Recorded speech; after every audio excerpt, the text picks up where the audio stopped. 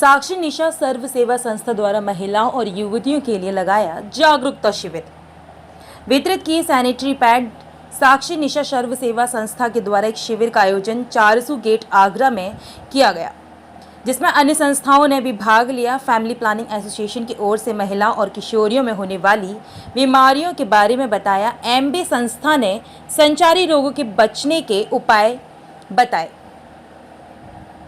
साक्षी निशा सर्व सेवा संस्था की ओर से महासचिव ने सैनिटरी पैड का निःशुल्क वितरण किया। कार्यक्रम में उपस्थित रहे साक्षी निशा सर्व सेवा संस्था से महासचिव पद्मलता, गायत्री माहौर, लक्ष्मी माहौर, साक्षी फैमिली प्लानिंग से संगीता कौल, दीनबंधु शर्मा, एमबी सिसोनिया, मोहित शर्मा, अमित शर्मा आदि उपस्थित रहे। आज हमने किशोरियों के लिए कार्यक्रम किया है। जो हमारी किशोरियां हैं, स्कूल नहीं जाती हैं, उनके लिए एक बहुत जल्दी सिलाई सेंटर भी खोला जा रहा है और स्वास्थ्य से संबंधित जो है कैंप भी लगाए जा रहे हैं। आज बच्चों को जो है ये सैनिटरी पैड फ्री बांटे जा रहे हैं साक्षी निशा की तरफ से। और भी संस्थाएं हैं जो हमारे साथ काम कर रही हैं।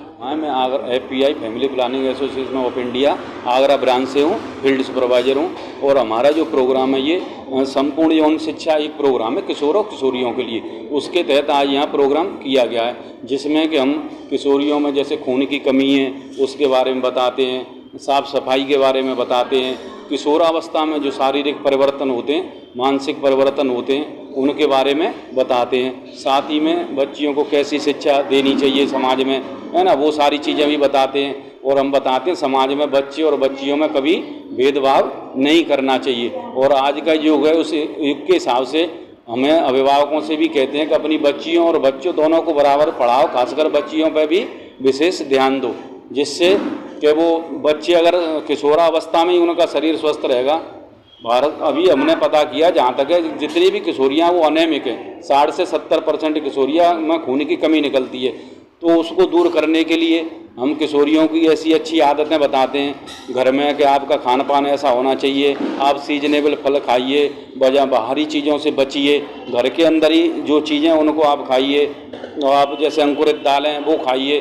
तो जो खून की कमी है वो धीरे धीरे पूर्ति हो जाती है। अगर उसके बावजूद भी नहीं हो रही है तो भारत सरकार द्वारा आयरन की टैबलेट दी जाती हैं, वो बहुत ही अच्छी टैबलेट हैं, वो खून की कमी को तुरंत ही पूरी कर देती हैं।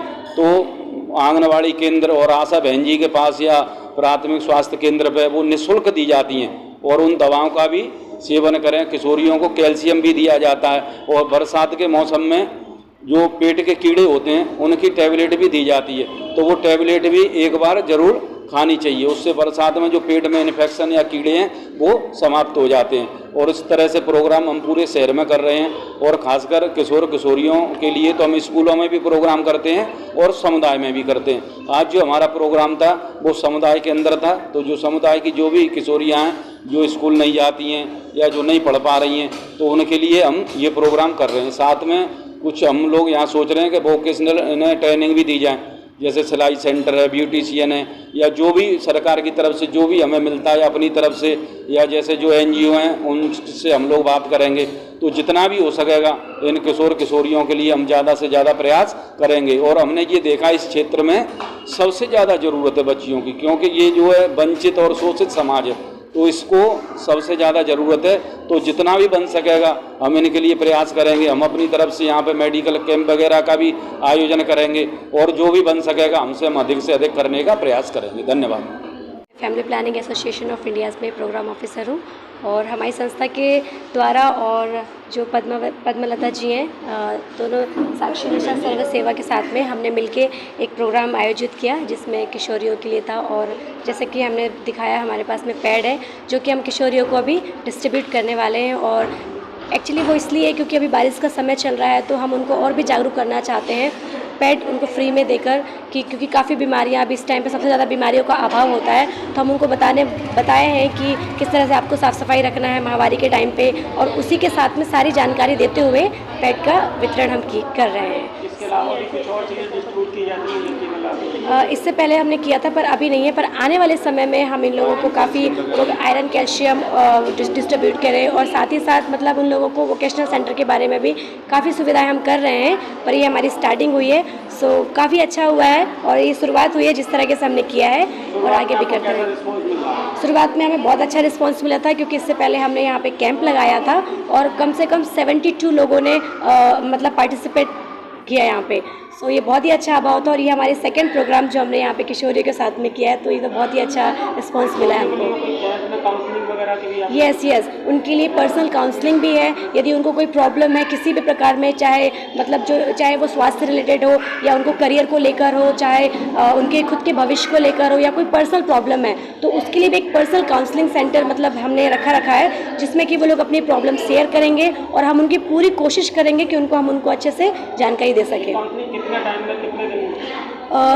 हम जैसे एक बार काउंसलिंग हो गई, यदि हमें लगता है कि उसको कोई सीरियस प्रॉब्लम है या फिर वो हमें जैसे कि बड़ी प्रॉब्लम यदि ज़्यादा बड़ी है तो हम उसको फॉलोअप भी करते हैं। बार बार हम उसको फॉलोअप करेंगे जब तक उसकी प्रॉब्लम सॉल्व ना हो जाए, चाहे वो स्वास्थ्य रिलेटेड हो चाहे व्यक्तिगत प्रॉब्लम हो, तो हम उसको फॉलोअप करते हैं।